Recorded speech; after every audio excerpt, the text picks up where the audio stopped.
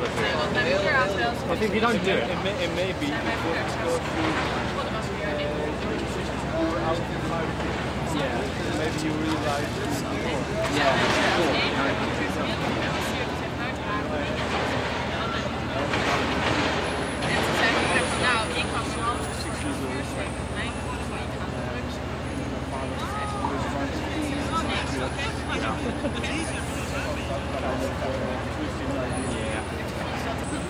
Molto interessante.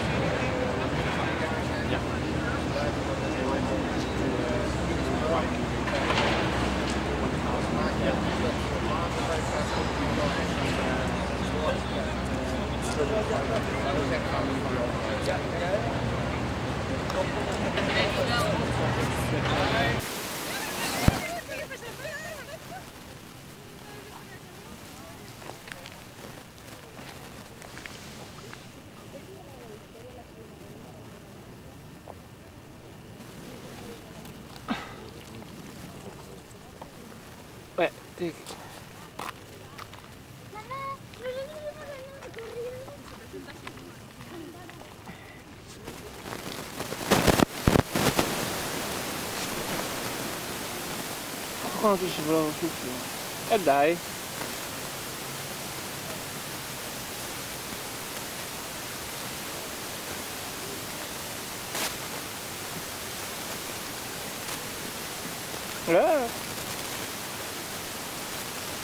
Bastardo!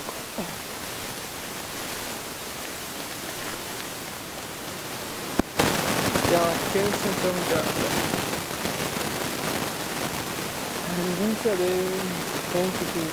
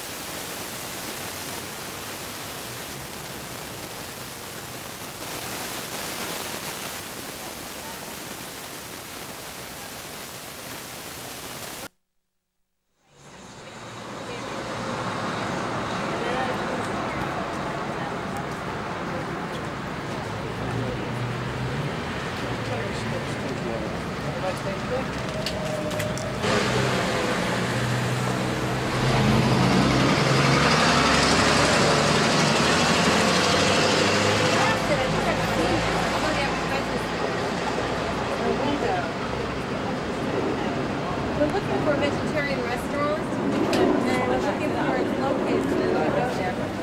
Yes. Why did you pick on this one? Your pictures?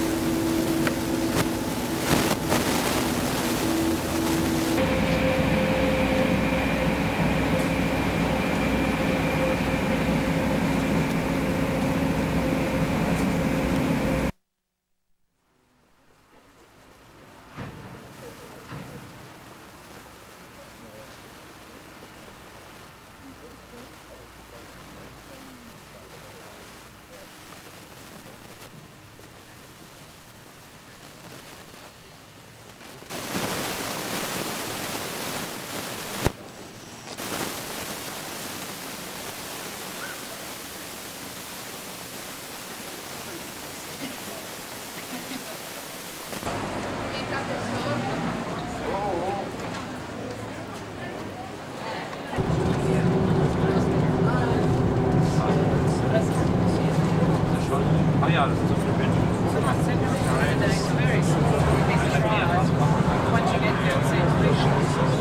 Ja, aber mal in den Park.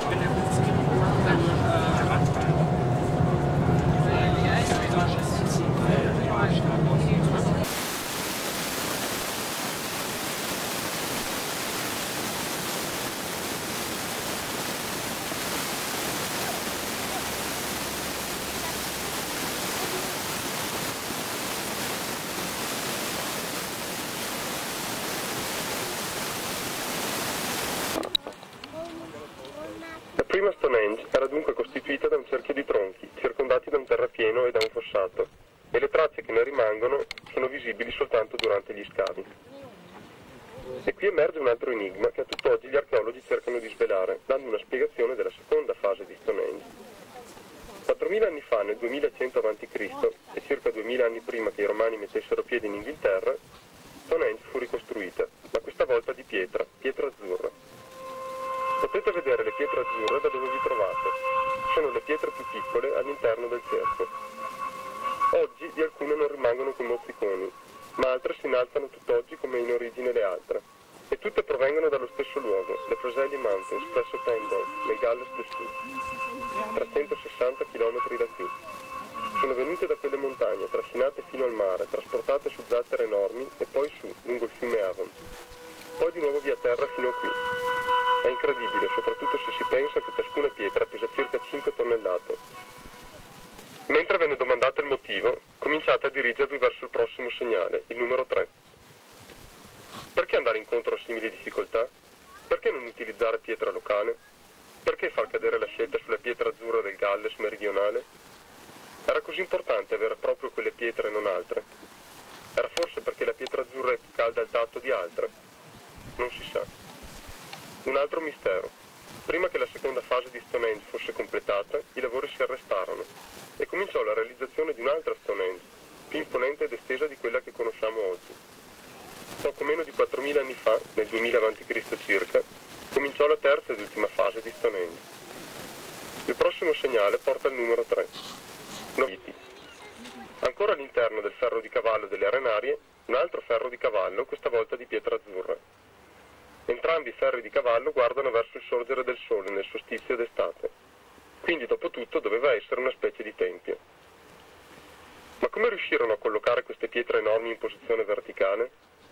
La verità è che non lo sappiamo con certezza. Si pensa siano stati utilizzati cunei, rulli, funi e forza muscolare che avrebbe richiesto l'intervento di centinaia di uomini per sollevare solo una di queste mastodontiche pietre, la più grande delle quali pesa 45 tonnellate. Chissà quante persone ci saranno volute per sollevarle. Siamo quasi certi che furono scavate profonde fosse con un lato a scivolo e che con l'uso di leve le pietre venivano spinte con la base nella fossa e sollevate poi in posizione verticale. Un'operazione impressionante, dato che un terzo circa di ogni pietra è interrato. Comunque le pietre vennero solidamente collocate nella loro posizione come enormi denti nelle gengive della terra. E col passare degli anni la storia di come le pietre erano state trasportate ed erette si perse e cominciarono a proliferare le storie che i pastori della piana di Salisbury, che badavano ai propri greggi, raccontavano ai visitatori incuriositi. Se desiderate sentire le leggende, ma ora vi voglio raccontare degli operai che hanno costruito Stonehenge. Per quanto ne sappiamo erano gente che abitava nella zona. Semplice, vero? Ma loro non erano semplici. All'inizio vivevano di caccia e della frutta che raccoglievano dai cespugli, ma successivamente si accorsero che il terreno era fertile e che se dissodato e seminato gli avrebbe fornito tutto il cibo di cui avevano bisogno. Invece di cacciare gli animali, cominciarono ad addomesticarli ed invece di vagabondare da un luogo all'altro, si stabilirono, costruirono abitazioni e diventarono contadini. La sera si sedevano attorno a un fuoco scoppiettante, si sentivano sazi e i loro figli erano al sicuro. Per la prima volta avevano il tempo di porsi domande sulla vita e fu così che si sviluppò un interesse per le interazioni celesti fra il Sole e la Luna e le loro conseguenze sulla vita di ogni giorno attraverso le stagioni. Da qui potete vedere, incorniciata dall'arco più lontano, la stele o Hillstone, che costituisce l'asse principale di Stonehenge. Qui, all'alba del solstizio d'estate, il sole sorge sulla stele ed i suoi raggi, penetrando attraverso il passaggio ad arco, illuminano la pietra altare che ora giace distesa al centro del cerchio. Dirigetevi verso il segnale 5. Mentre camminate, continuate nell'ascolto se vi interessa sentire le teorie del pastore. Ma se preferite conoscere l'importanza degli allineamenti del Sole e della Luna, è il numero 44. Premete stop, 44 e play. Se non volete sentire alcuna spiegazione, premete stop. Quando poi giungerete al segnale numero 5, premete il pulsante 5 seguito da play. Stavo per raccontarvi dei giganti, ma temo che per il momento quella storia dovrà aspettare. Antichi britanni hanno costruito Stonehenge? Cos'è, uno scherzo? Volete che vi dica chi è stato? Sono stati I Fenici. chi? Maledizione, non riesco mai a ricordarmi la pronuncia. Vuoi dire gli egizi o i fenici? Non fa mica differenza. La piccola pietra presso di voi fa parte dei misteri di Stonehenge. È detta Station Stone, pietra di stazione, e si pensa ne esistessero 4, anche se oggi ne rimangono solo 2. Ma cosa marcavano? Ancora non sappiamo con certezza. Ciò che sappiamo è che si trova presso la posizione del Sole nel giorno più corto dell'anno, il solstizio d'inverno. Come l'ultimo luogo in cui ci siamo fermati, marcava la posizione del Sole nel giorno più lungo, il solstizio d'estate. C'è qualcos'altro che merita di essere detto. Se tutte le Station Stones fossero al loro posto e tirassimo le linee che le uniscono, otterremo un rettangolo perfettamente allineato lungo l'asse, o linea di centro.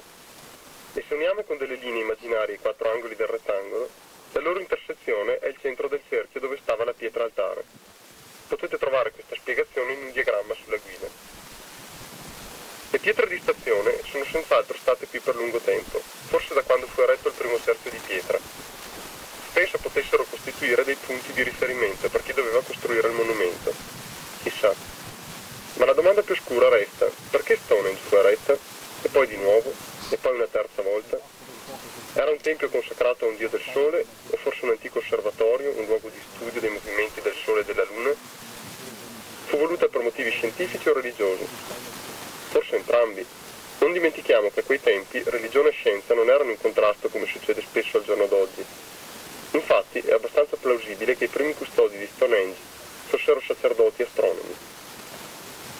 Avvicinatevi ora al segnale numero 6.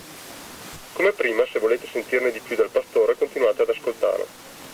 Avrete invece particolari più esaurienti sulle genti, i tumuli sepolcrali e la cultura del tempo, schiacciando il pulsante numero 55, o potrete interrompere il commento fino a quando non avrete raggiunto il segnale numero 6.